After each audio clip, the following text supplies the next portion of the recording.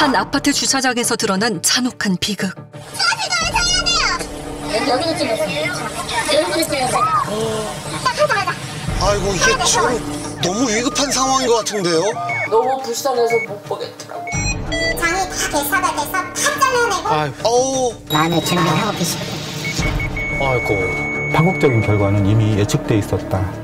참 살나이에 저렇게 죽었으니 애들 만나두고. 대체 무슨 사건인 건가요? 세상엔 미처 알려지지 않은 죽음이었습니다. 일남 5녀 중 막내딸이자 세 아이의 엄마. 엄마 왔어. 잘 있었어? 유라 씨가 왜 그렇게 갑자기 떠나야 했는지 가족들은 도무지 이해할 수가 없습니다. 유라 씨의 충격적인 사고 소식이 전해진 건 지난 5월이었습니다. 전화가 오더니 그래. 엄마, 이상해. 큰일 났어 이러더라고요. 왜? 그러니까는 칼에 찔렸대는데 그러더라고. 가니까 애를 보니 기가 막히잖아요. 퉁퉁 부어가지고 어떻게 할 수가 없더라고. 몰 수가 없더라고요 내가. 얼마나 놀라셨을까요? 해가 이제 막 뜰 무렵의 새벽. 인적이 드문 한 아파트 주차장에선 끔찍한 비극의 정체도 함께 모습을 드러내고 있었습니다. 그날 가까운 곳에서 사건을 마주한 목격자가 있었는데요. 그리고 얘들아 쓰레기차 올 때까지 계속 여기서 청소하고 여기 대기하고 있어. 쓰레기차가 5시 15분 정도 오거든. 처음 봤을 땐 두 사람이 차 안팎에서 가벼운 실랑이를 하는 것처럼 보였다고 합니다. 난 뭐 옆에서 뭐 뚜둑뚜둑인 게 뭐 보라도 그렇지. 그런데 잠시 후 벽돌을 들고 왜 차로 갑니까? 아이고. 충기가 그때가 와장창 아이고. 깨버려도 막 나 쳐다보고 있은 게 경대 아저씨 오지 마시오 그러더라고. 네? 창문을 깨고 잔뜩 흥분한 상태로 돌변한 남자는 통제가 불가능해 보였다는데요. 재빠르게 경찰 신고를 했다는 경비원. 얼마나 놀라셨겠어요. 그러니까요. 빨리 도움을 요청해야죠. 아가 막 소리 지르더만. 아가 지르더만. 나도 많이 급하잖아. 빨리 신고를 해야지. 사건이 터졌구나 하고. 처리하려고 얘네가 막 부안기려고 남자로 막 끄고. 다른 차량으로 여자를 끌고 간 남자는 마치 납치하듯 차량 뒷좌석에 강제로 여자를 밀어넣고 운전을 시도했다고 합니다. 여자가 막 도망가려고 했는 거냐. 몸은 신게 확 쥐어 잡아갖고 끄고 데리고 차 들어간 거야. 차 뒤에서. 근데 딱 주저앉더만 둘이. 서서 싸먹는 게 아니라 딱 주저앉아 껴안고. 이제 식칼 같은 게 번쩍하더만. 아이고야. 여당 이상하다.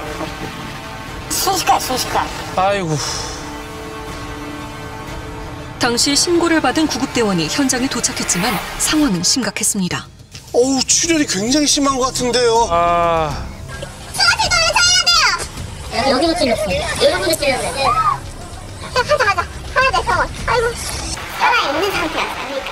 그래서 저희가 엄청 급한 상황에서 이제 칼 맞은 상태에서 응급조치만 다 하고 헬기를 띄워가지고 저희 병원에 보냈어요. 병원에서 이제 거의 심장이 멈추기 직전까지 간 거죠. 이제.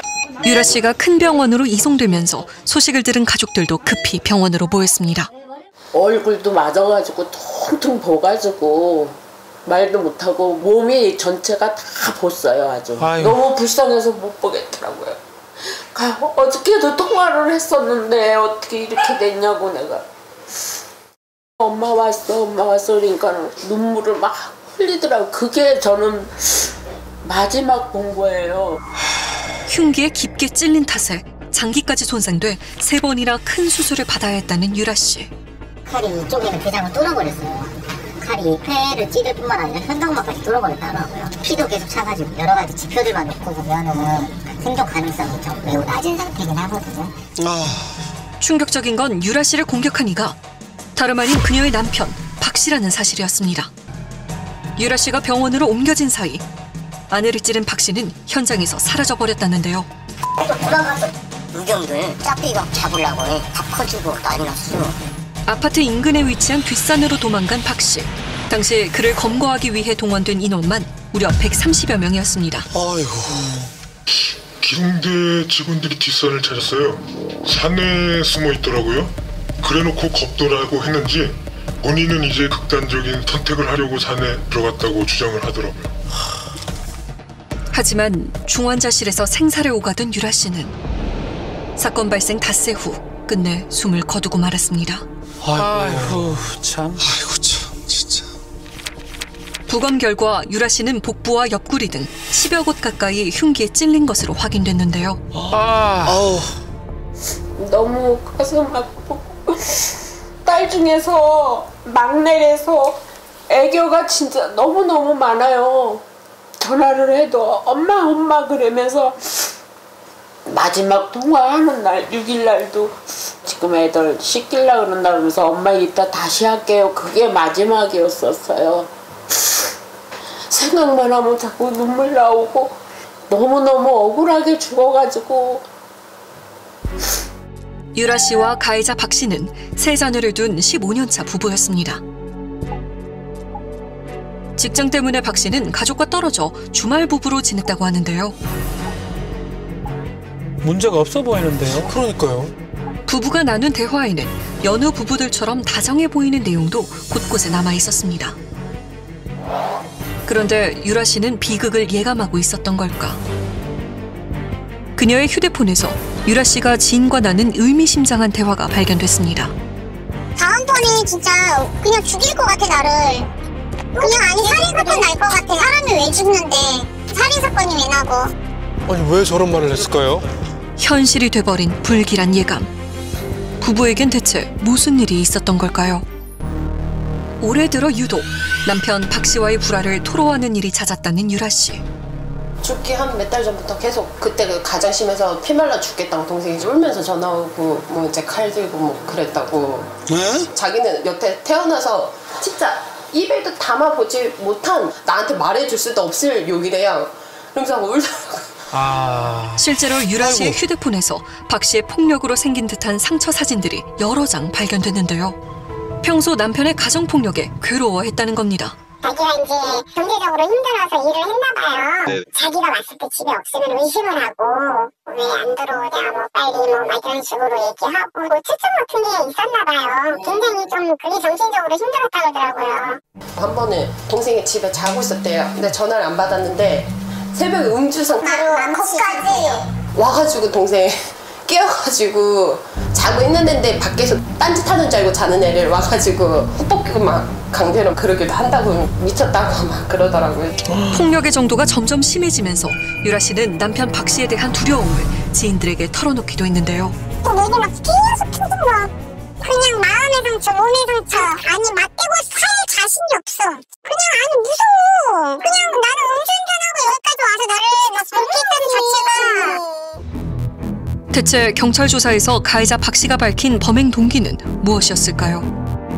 의심하는 게 뭐였냐 했냐면 다른 남자하고 술 마시는 걸 봤대요. 일을 하면서 다른 사람이랑 술 마시고 뭐 그런 이야기를 들은 거지.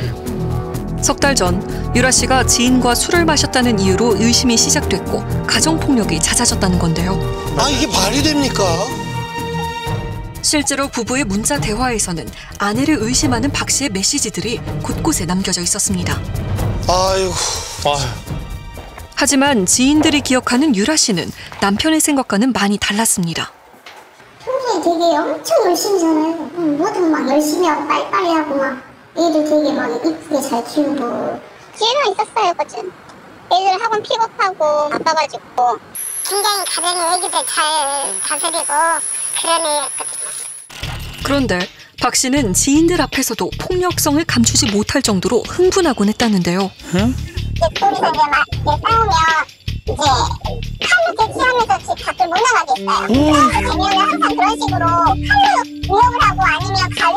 좀 이렇게 위험한 물건 가지고 이렇게 대처를 했었어요. 친구 집에 있는 아내를 박 씨가 강제로 끌고 나온 적도 있다고 합니다. 이상한 얘기를 하러 온 적도 자주 있고 그래요. 근데 이제 남편이 술을 먹고 찾아왔어요.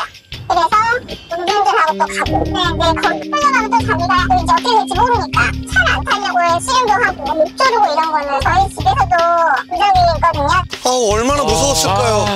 하지만 결혼 생활 동안 경찰 신고를 한 번도 한 적이 없다는 유라 씨.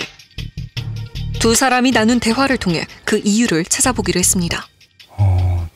가스라이팅에서 가장 좀 심각한 단계라고 볼 수가 있죠. 실제로 본인 탓이라고 생각하지 않고 상대방에게 전부 투사해버리는 이런 특성을 가지고 있습니다.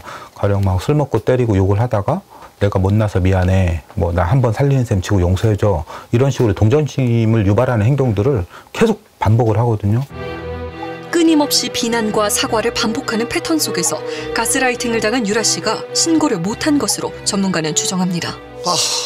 부부인데도 불구하고 상대를 어쨌든 소유물 취급하는 이런 내용들이 보이고 있습니다. 너는 내 마누라니까 내가 원하는 대로 따라와줘야 돼, 이런 표현도 이야기를 하고 있고, 부부지만 평생 스토커에게 시달렸다라고 저는 생각을 하고요. 유라 씨는 사건 발생 보름 전까지만 해도 박 씨와의 관계 회복을 위해 노력했는데요. 가정을 지키기 위해 또 참고 박 씨의 사과를 받아줬던 걸로 보입니다. 하지만 열흘 뒤 또 박 씨의 가정폭력이 일어난 겁니다. 며칠 후 유라 씨는 상담센터를 찾아가 이혼 상담을 받았다고 합니다. 신고조차 못하던 유라 씨가 끝내 이혼까지 결심하게 된 결정적인 이유가 무엇이었을까? 최근에는 그 딸아이 앞에서 칼을 들고 이제 엄마를 때리기도 해서 미이라고 이렇게 표현을 해서 딸까지 때리려고 하는 위협적인 행동을 취하기도 했었다고 했어요. 참. 박 씨가 아이들 앞에서까지 폭력적인 모습을 보이자 이번에야말로 악연을 끊기로 결심한 유라 씨. 애기들 때문에 이거는 신고를 해야 된다고. 남의 눈치 볼 것도 없고. 저한테도 마지막 통화가 그거였거든요. 언니 난 도저히 얘랑 이제 못 살 것 같아. 이혼할래. 그 말이 저한테 마지막. 상담 후 유라 씨는 박 씨에게 여러 차례 이혼 의사를 밝히며 단호한 입장을 보였는데요.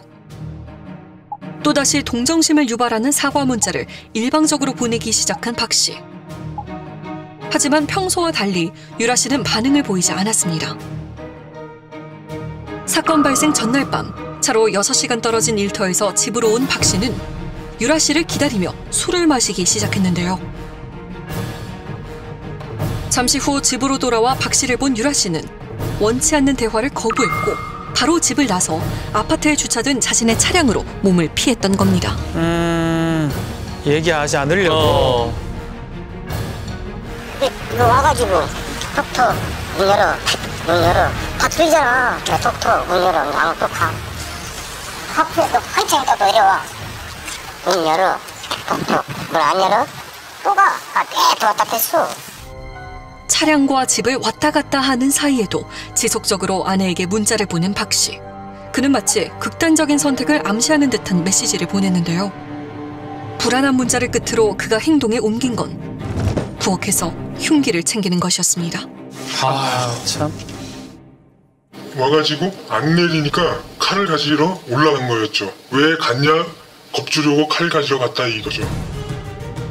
자신의 차량에 칼을 숨겨둔 후 박 씨는 주차장 바닥에 있던 벽돌을 들고 아내가 탄 차 운전석의 창문을 깼습니다. 문자 보낸 내용이 진짜 진심이 아니었네요. 문자로 또. 유인을 하려고 했던 것 같은데요. 죽일 의도는 없었다면서 흉기로 10차례나 아내를 공격했는데요. 본인이 소유를 못하게 되면 아예 부수어버리거나 뭐 상대를 망가뜨리는, 언젠가는 좀 터질 수밖에 없는 시한폭탄 같은 가해자가 상당히 좀 위험한 인물이었다, 그렇게 봅니다.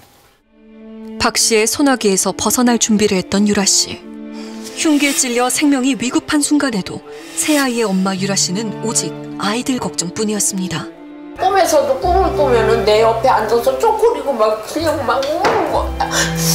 그래가지고 꿈에 나도 같이 막 우니까 막 깨우더라고요. 왜 우냐고. 그래가지고 계속 요즘도 그냥 꿈에 그렇게 자꾸 나타나서 쪼그리고 앉아서 대고 우는 거예요. 마지막까지 남은 아이들 걱정을 하며 생을 붙들고 있던 딸. 엄마의 꿈속에서 유라 씨가 하고 싶었던 말은 무엇이었을까요? 유난히 아이들을 사랑했던 유라 씨. 자녀들도 친구 같은 엄마를 무척이나 따랐다고 합니다. 엄마, 일하느라 아프고 힘들겠지만 꼭 나중에 내가 커서 돈도 많이 벌고 성공해서 엄마가 편하게 집에서 쉬었으면 좋겠어. 나는 꼭 다음 생에도 엄마 딸로 태어날 거야. 저 상황에서 아이들이 얼마나 눈에 밟혔겠어요. 그러니까요. 내 새끼라면 끔찍해요. 애들 때문에 눈을 못 감는 것 같으니까 애들 걱정하지 마라, 우리가 다 저기 할 테니까. 애들 얘기를 하니까 울더라고요. 아이들로부터 엄마를 앗아간 아빠. 하루아침에 엄마를 잃은 미성년자 아이들에겐 자신들을 양육해줄 보호자가 필요한 상황인데요. 가해자 박 씨가 구속되면서 그의 친권도 사라질 상황을 앞둔 가운데 그의 부모이자 아이들의 조부모도 외가가 아이들을 맡아줄 것을 부탁했다고 합니다. 몇 번 송부하는 생각에도 언젠가 이모가 젊고 젊은 삼촌들이 있으니까 나는 이모들하고 삼촌을 전적으로 믿기 때문에 저기 가면 잘 클 거라고 생각하고 있습니다. 애들 충격받은 것도 많고 보고 싶어도 참아야 되고 지 애비도 절대 접근해서는 안 되고 애들한테 충격을 줘서는 안 됩니다. 그럼요. 그런데 어느 순간 입장을 바꿨다는 조부모. 약속은 지켜지지 않았다고 합니다. 큰애랑 이제 할머니랑 만난 거예요. 저한테는 이제 할아버지가 장례식장에서 앞에 나타나지도 않을 것이고 애들한테 연락도 안 한다 그랬거든요. 근데 거기서부터 이제 다 안 지켜진 거죠. 현재 아직 사춘기인 첫째와 8살 막내가 같은 동네에 사는 조부모 집에 남게 되고 둘째만 다른 지역에 사는 이모를 따라간 상황. 아이들이 상이별을 하게 된 거네요. 결국 형사재판 외에도 양가는 아이들 문제를 두고 또 다른 재판을 진행 중인데요. 저희 측은 가족분들이 후견인으로 지정이 돼서 권한을 행사를 하려고 하고 있고 피고인 본인도 친권 상실하는 부분에 대해서는 동의를 하고 있는데 피고인의 이제 모친께서 본인이 후견인이 되겠다라고 주장을 하고 있는 상황입니다. 보호자로서 법적 권리를 갖는 친권이 없어질 예정인 가해자 박 씨. 하지만 가해자의 부모가 아이들의 법적 권리를 대리하는 후견인을 하겠다고 나선 건데요. 내 새끼들인데 니네들 신경 쓰지 말라고. 그럼 제가 너무 가슴 아픈 거는 첫째랑 셋째는 있고 둘째는 저한테 따라서 애들이 갈라졌잖아요.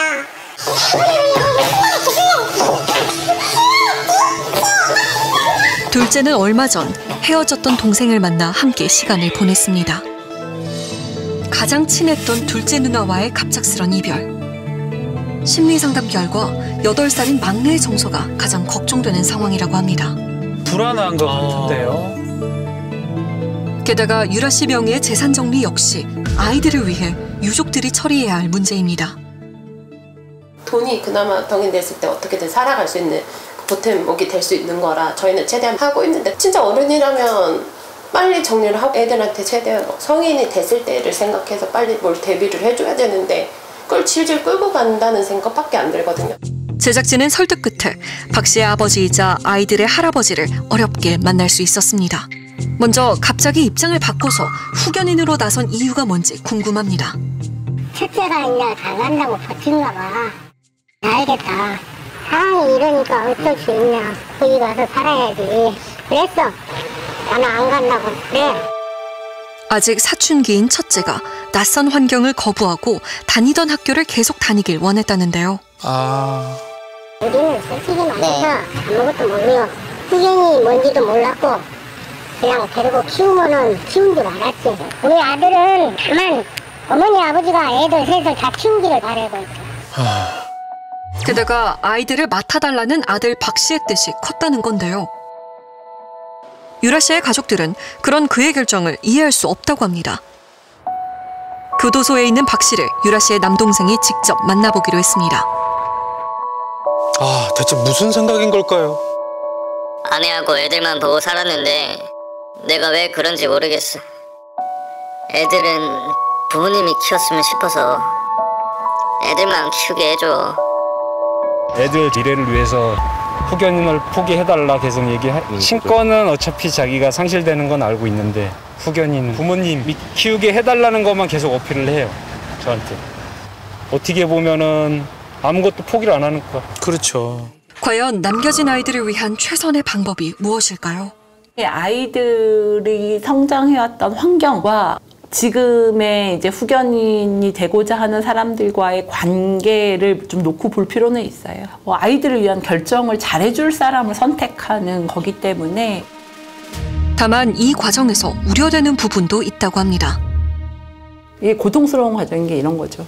이제 보면 피해자가 엄마고 가해자가 아빠잖아요. 합의를 하거나 처벌불원서를 이렇게 탄원서 내는 거는 누가 내냐면 유족이 내잖아요. 가해자의 어머니, 그러니까 할머니가 후견인이 됐을 때 자기의 아들인 가해자의 이익하고 순자들의 이익이 충돌할 때 누구의 이익을 우선시할 거냐. 아유, 그렇죠. 가해자 박 씨의 잔혹한 범행으로 생긴 피해자는 유라 씨 혼자가 아닙니다. 양쪽 가족 모두에게 씻을 수 없는 상처를 남겼는데요. 어린 아이들이 이 비극의 무게를 감당해야 합니다. 그 무게를 조금이라도 덜어주는 일이 어른들의 몫일 겁니다. 아이들은 엄마에게 마지막 인사를 남겼습니다. 얼마나 엄마가 보고 싶을까요? 그러니까요.